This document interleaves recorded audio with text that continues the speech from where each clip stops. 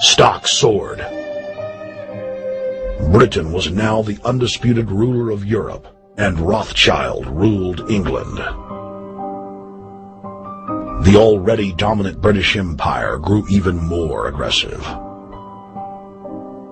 Her troops and bureaucracy spread across the globe. The sun never set on Britannia's holdings. The banking cartel funded, in fact, since about 1800, they have funded both sides of almost every war. And of course, they're getting the interest off of the loans that they've given the various governments and the wars that they have actually helped stimulate and create. By 1900, Germany was a rising force and a leader of the Industrial Revolution. World War I, for instance, there was absolutely no reason to have World War I, except that it was an ideal opportunity for the banking cartel to make a pile of money by funding both sides of that particular war. On June 28, 1914, the heir to the Austrian-Hungarian throne, Archduke Franz Ferdinand, was assassinated while traveling in a motorcade.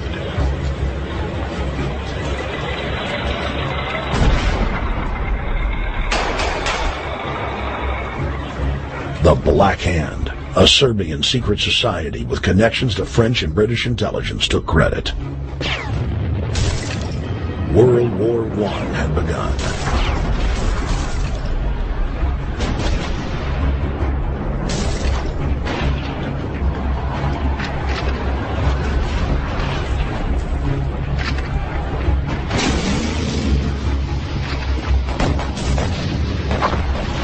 Armaments companies financed by Rothschild-controlled banks in Germany, France, England, and Austria bankrolled all the factions.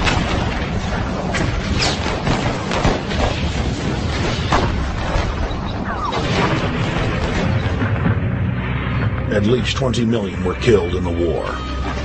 It was a conflict so terrible the people vowed to never fight again. They dubbed it the War to End All Wars. The question is, why did they want war? Well, first of all, is money and power. But secondly, they wanted to create the League of Nations. They had this in their plans all along, and as a consequence, once the war was over or about to be over, they began to formulate this idea of a League of Nations so this would never ever happen again. Hundreds of years of practice made the British experts at hiding their empire behind puppet governments and councils. In the name of stopping all future conflicts, they proposed that countries would join a League of Nations. Their true intention was for the League to serve as a framework for world government. President Woodrow Wilson, who had spearheaded the establishment of the private Federal Reserve System in the United States in 1913, strongly supported the establishment of the League of Nations. Woodrow Wilson was a very naive president. He was basically a college professor that was grafted into this whole system. The League convened in Paris in 1919, but many nations recognized it as a threat to their sovereignty and refused to join. Frustrated by the U.S. Congress blocking the League of Nations, British intelligence, with the help of the Rockefeller family, set up the Council on Foreign Relations in New York City in 1921. The Council recruited the best and brightest of American life to support the growth of the Anglo-American Empire. The CFR's stated mission is to abolish all nation-states in favor of an all-powerful world government administered by a tiny elite. By 1930, the promoters of world government had split into two interlocking camps: the Fabian Socialists centered in London, and the Fascists based in Italy and Germany. National Socialism will use its own revolution for establishing a new world order. Adolf Hitler. Supporters of the fascists in the United States and England believed that the military should be used to quickly transform the world into a new world order, while the more sophisticated practitioners of globalism stated that incrementalism was the sure path to world domination. Congressional Medal of Honor winner Major General Smedley Butler went public in 1934, exposing an attempt by the robber barons to launch a military overthrow of the United States.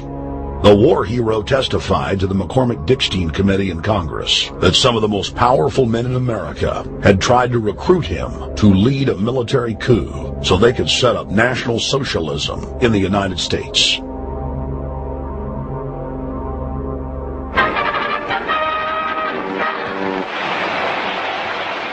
I appeared before the Congressional Committee, the highest representation of the American people, under subpoena to tell what I knew of activities which I believe might lead to an attempt to set up a fascist dictatorship. I was supposed to lead an organization of 500,000 men, which would be able to take over the functions of government. The fascists had also made deep inroads in England. Edward VIII, King of England, was forced to abdicate the throne because of his public support for Hitler. Het is daarbij niet nur um das negative Problem der Bekämpfung dieser Lehre und ihrer Organisation handelt, sondern die Durchführung der positiven Aufgabe der Gewinnung des deutschen Parlaments für den nationalen Staat.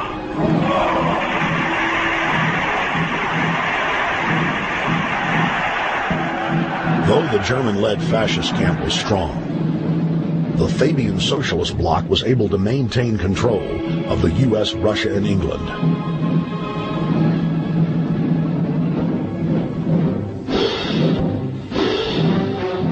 In the build-up to World War II, and during the conflict, the bankers again financed both sides, just as they had done with Napoleon.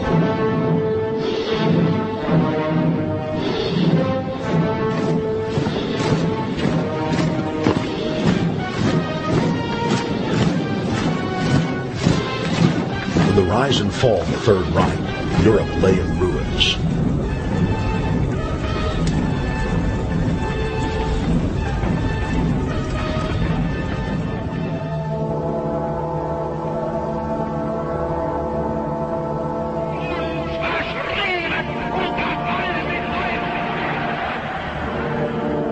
Once again, the elite claimed that only global governance could save humanity from certain destruction.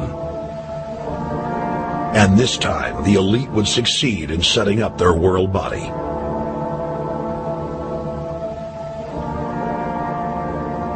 In April of 1945, at the Presidio Naval Base in San Francisco, the United Nations was founded by the victors of World War II. The United Nations complex was then built in New York City on land donated by John D. Rockefeller.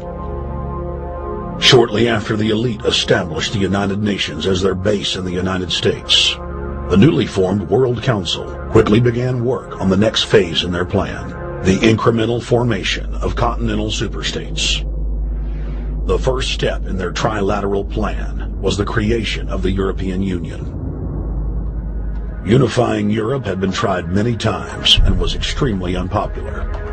Where Napoleon and Hitler had failed to accomplish their goals using force, the globalists would succeed using stealth. The British spearheaded the formation of the Council of Europe on May 5, 1949. The Treaty of London claimed to only establish trade ties between European nations, like NAFTA or GATT in North America. Its true intention was the formation of a European superstate.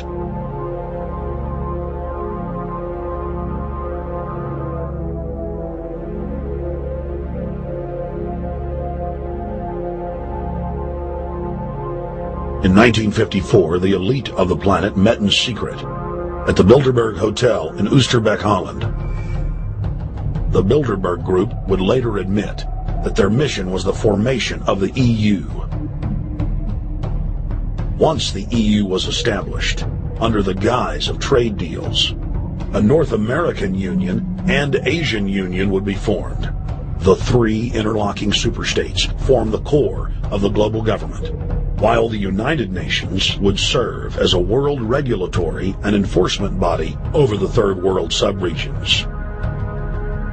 The Bilderberg Group consists of the heads of all of the managing roundtable groups that steer individual countries.